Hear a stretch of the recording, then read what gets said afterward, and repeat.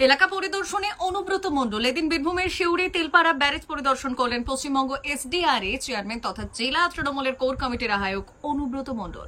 সঙ্গে ছিলেন জেলা শাসক বিধান রায় সহ জেলা প্রশাসনের কর্তারা। বুধবার বিকেলে তিনি তেলপাড়া ব্যারেজে যান, পাশাপাশি ব্যারেজের পরিস্থিতি খতিয়ে দেখেন।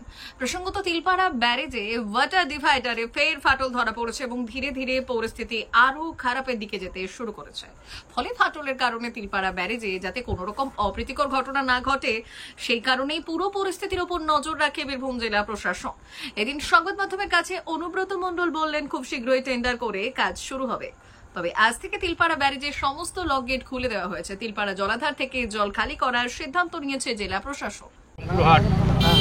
মেন রাস্তা এটা তাড়াতাড়ি টেন্ডার হয়েছে এবং এটা আশা করছি তাড়াতাড়ি রিপেয়ারিং হয়ে যাবে।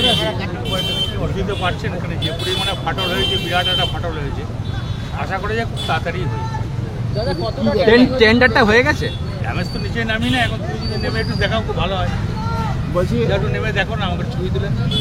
টেন্ডার কি হয়ে গেছে? টেন্ডার হয়ে গেছে মোটামুটি। আপনি কি দেখলেন? খারাপ, যাতে এটা তাড়াতাড়ি যাতে সারানো যায় ঠিক অবস্থাটা। আলোচনা কিছু নেই, উনি এসআরডি চেয়ারম্যান এসেছিলেন এটা দেখতে। উনি আগে ইচ্ছা প্রকাশ করেছিলেন, আমি বারণ করেছিলাম। তার কারণ হচ্ছে যেহেতু বৃষ্টি এবং এখানে বহু মানুষের যাতায়াত চলছিল বা ইত্যাদি, তো আজকে কালকে বলেছিলেন যে আজকে উনি পরিদর্শন করবেন। তাই বললাম বিকেলের দিকে এলে ভালো হয়, যেহেতু কৌশিক অমাবস্যার মিটিং ছিল রামপুরহাটে। উনি এসছেন,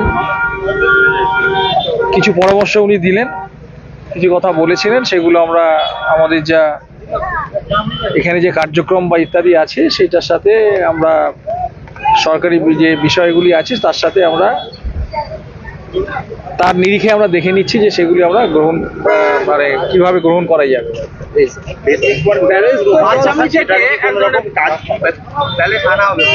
হ্যাঁ, সেটা আমরা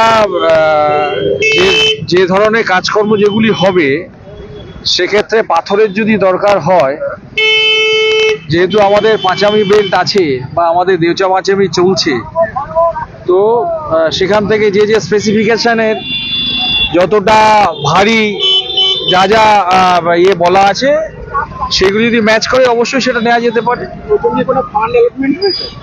তা এইটার ক্ষেত্রে একদম স্টেট থেকে এটা মনিটরড হচ্ছে।